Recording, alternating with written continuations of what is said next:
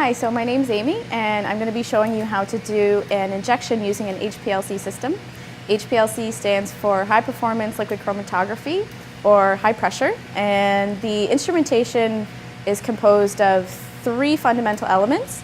You have your liquid chromatography pump, which provides your high pressure, your column, which provides your separation, so this is your HPLC column, and your detector, of course. Another important part in any type of liquid chromatography is your injection port, which is very convenient because it helps you inject a consistent volume every time. So it's really straightforward. Usually your detector will already be set up. Today we're going to be using a diode array detector, but we'll be using UV vis absorbance.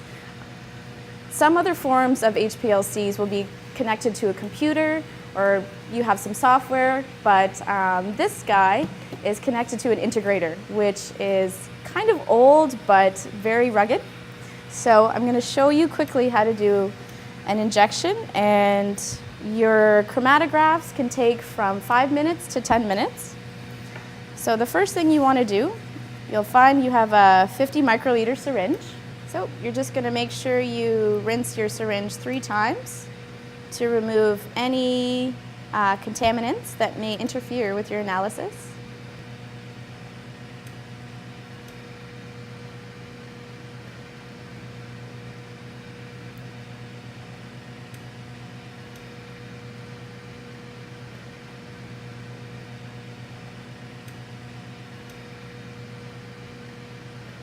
So once that's clean, you're also going to rinse with your standard sample solution to make sure it's of a consistent concentration.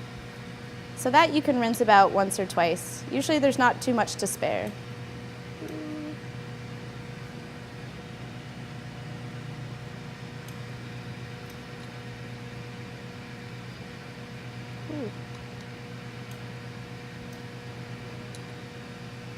One thing you just want to make sure before you inject your sample is to make sure your injection port is in the load position, which is not too confusing because there's 2 positions. It's either load or inject. Load meaning you're going to load your standard or your sample solution into your sample port. So right here it's labeled that it's 20 microliters.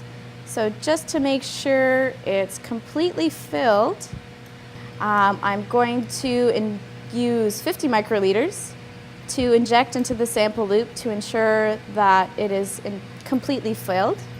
You also want to make sure you don't inject any air bubbles because it causes a lot of back pressure and errors in your injection.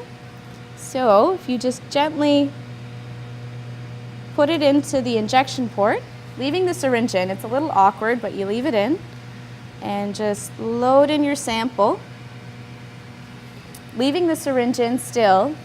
Once this has been in, you can be pretty confident that you filled your sample loop with 20 microliters. If you're not too sure, there's a little waste bucket at the end. You'll see a bit of a drop.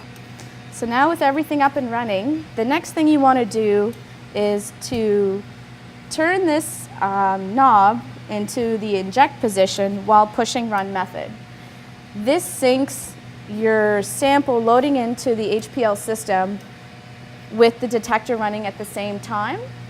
So that way your times and your chromatographs, which are pretty important when you're talking about retention times, which are helpful in indicating what your compounds are, you just want to make sure that you're consistent every time. So it's okay if they're not exactly right on point with one another, but if you do it the same time every time, it should remove that form of error. So it's just about a quarter of a turn.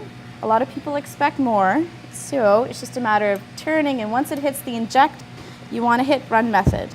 So once you've injected your sample and press run method, about 50% of the time this run method starts the integrator, but if it hasn't started, this light that's blinking saying run A is a good indication that it's running. If it hasn't started, simply press inject A and it'll start recording. The same button also stops your chromatogram, and then you get all your peak data that you'll need to do for your quantitative analysis.